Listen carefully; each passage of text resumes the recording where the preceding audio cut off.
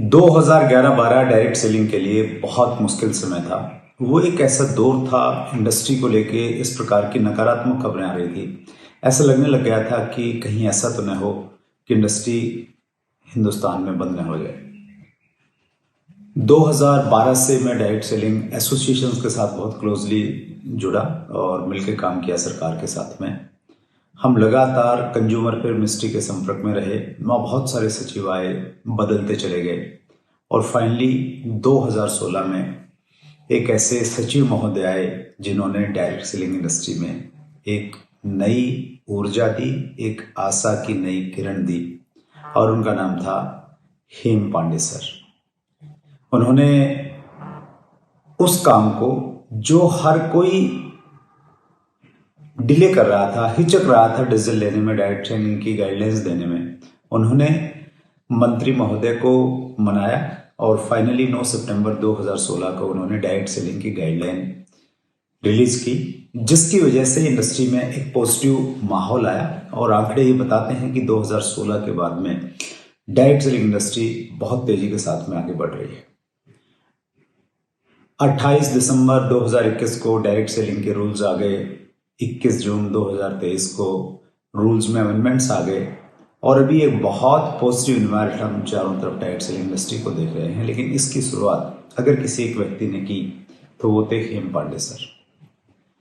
पूरी इंडस्ट्री उनके प्रति कृतज्ञ है। अंतर्राष्ट्रीय महिला दिवस पर 8 मार्च को दिल्ली के इंदिरा गांधी स्टेडियम में एक बहुत शानदार प्रोग्राम आयोजित किया गया, जिसमें देश के 2 बड़े मंत्री, महिला एवं बाल विकास मंत्री स्मृति ईरानी जी और हमारे मंत्री यानी consumer affair ministry Piyush Goyal ji उस कार्यक्रम में पधारे। उसमें हेम पांडे सर का भी एक स्पीच था। तो ये इस स्पीच को हम लोग सुनते हैं पूरी कृतज्ञता की भावना के साथ में और हेम सर को धन्यवाद देते हुए इस स्पीच को सुनते हैं। विशेष करके जो लोग डायरेक्ट सेलिंग के साथ जुड़े हुए हैं, नेटवर्क मार्केटिंग करते हैं, उन सबको आज यहां देख के सबसे ज्यादा गर्व और आनंद मुझे हो रहा है।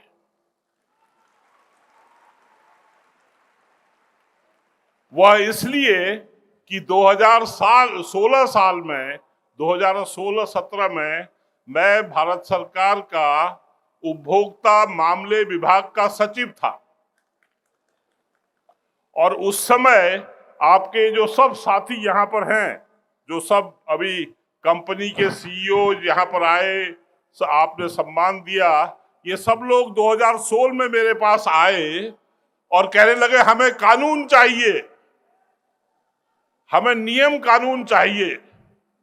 प्रवीण जी यहाँ पर हैं, प्रवीण जी बहुत समय से नियम कानून से आगे बढ़ते हैं। तो मुझे बड़ा अजीब लगा कि कोई इंडस्ट्री, कोई उद्योग के लोग, उनको कानून चाहिए। मैंने कहा हमारे देश में तो बहुत से कानून है और हम लोग पालन करने में बड़ा अच्छा नहीं लगता हमें।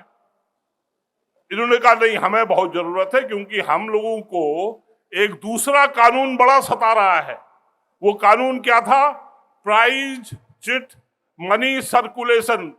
डायरेक्ट सेलिंग के नाम पे लोग माल तो कुछ बेचते नहीं थे, लेकिन पैसा घुमाते थे, लोगों को बेवकूफ बनाते हैं। वो लोगों की वजह से डायरेक्ट सेलिंग बहुत बदनाम हो रही है।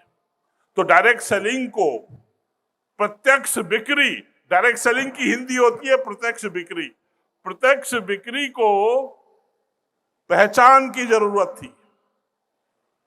तो हमें लगा ये तो बहुत आसान काम है, पहचान दे दो। तो भारत सरकार के उपभोक्ता मामले विभाग के मंत्रालय ने, जो करीब 10-15 साल से जलेबी बना रहा था, हमने उसको लड्डू में बदल दिया और डायरेक्ट सेलिंग की गाइडलाइन निकाल दी। बड़ा बड़ा अच्छा लगा। और आज जब मैं पूरा हॉल इंदिरा गांधी स्टेडियम भरा पूरा देख रहा हूं महिला नारी शक्ति से, मुझे बहुत आनंद इसलिए आ रहा है कि 2016 में जो हमने किया वो बहुत अच्छा काम किया। और उसके बाद 2019 में कंज्यूमर प्रोटेक्शन एक्ट उसमें डायरेक्ट सेलिंग की डेफिनेशन आ गई, सेक्शन 2 सब सेक्शन 13। सबने पढ़ा है सेक्शन 2 सब सेक्शन 13? नहीं तो आज जाके फिर से पढ़िएगा। उसमें है sale of goods, marketing of goods and services through a network of sellers.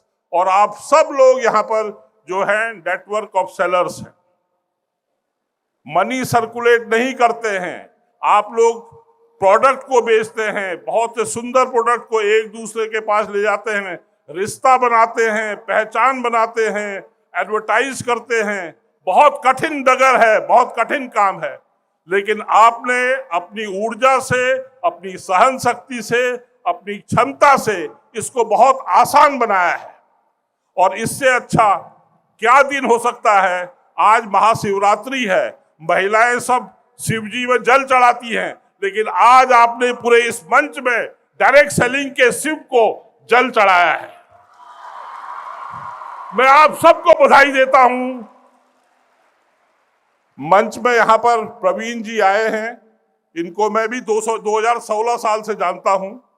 इनकी इंडस्ट्री, जिसका ये संगठन के नेता हैं, वो इंडस्ट्री हमारे देश में कितनी है? $1 ट्रिलियन, $1,000 की इंडस्ट्री है। उसमें डायरेक्ट सेलिंग का हिस्सा सिर्फ $2 बिलियन है, 0.2%। लेकिन अपने सबसे छोटे भाई को, सबसे छोटी बहन को आज कैट जो है सहारा दे रहा है। इससे अच्छा और कुछ हो ही नहीं सकता। तो मैं कैट के सभी सदस्यों को, सभी जो भी यहां पर आए हैं, led by president and secretary Praveen ji और प्रेसिडेंट ऑफ कैट, मैं आपको बहुत बहुत धन्यवाद देता हूं। आज दुनिया में डायरेक्ट सेलिंग इंडस्ट्री सिर्फ $400 बिलियन की है, और कम से कम इंडिया की पॉपुलेशन दुनिया की अगर 20% है, तो 1/5, 5 में से 1 हिस्सा भारत का होना चाहिए था, वो नहीं है। लेकिन आज आपको देख के लग रहा है कि ये होगा, ये होके रहेगा। विशेष करके 60 to 70% महिलाएं इसमें फुल टाइम, पार्ट टाइम मेहनत कर रही हैं। और महिलाओं से ज्यादा अच्छा रिश्ता बनाना, सहन शक्ति और ऊर्जा किसके पास होती है? किसी के पास। तो मैं बहुत बहुत बधाई देता हूं आप सबको। और इसके साथ हमारी और एक संस्था FDSA, federation of direct selling association, FDSA यहाँ पर हैं, गुप्ता जी हैं, किशोर जी हैं, और रेड्डी गारू हैं, all the way from Telangana, he is here. और FDSA के जो भी यहाँ साथी आए हैं, सबको, ये लोग पिछले 10, 15, 20 साल से लगे हुए हैं। और आपके डिस्ट्रीब्यूटर जो डायरेक्ट सेलर्स हैं, उनके एसोसिएशन के सुरेंद्र वत्स जी आप लोगों के हमेशा साथ हैं। हम सब मिलके डायरेक्ट सेलिंग को बहुत ऊंचाई पे ले जाएंगे। Even sky is not the limit, आसमान भी आपकी सीमा न बने, यह कामना करते हुए मुझे आपने हमेशा ये सम्मान दिया है। मैं आप सबका आभारी हूं और हमेशा आपके साथ रहूंगा जहां तक संभव हो। धन्यवाद, नमस्कार। संविधान जब साथ खड़ा है तो डर कैसा, मान चुके अब सभी नहीं कोई अपने जैसा, सच्ची लगन से है तूफान रुख मोड़ता, अकेला चन्ना भार नहीं फोड़ता।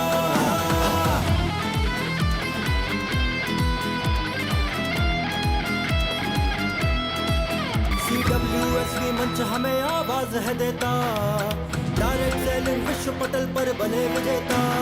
CWSV मंच हमें आवाज है देता, डायरेक्ट सेलिंग विश्व पटल पर बने विजेता। ऐसे क्षण में सोच अगर तू मौन धरेगा, भारत को मजबूत बता फिर कौन करेगा, विश्व गुरु बनने से फिर कौन तुझे रोकता। अकेला चन्ना, अकेला चन्ना, अकेला चन्ना भाग नहीं फोड़ता।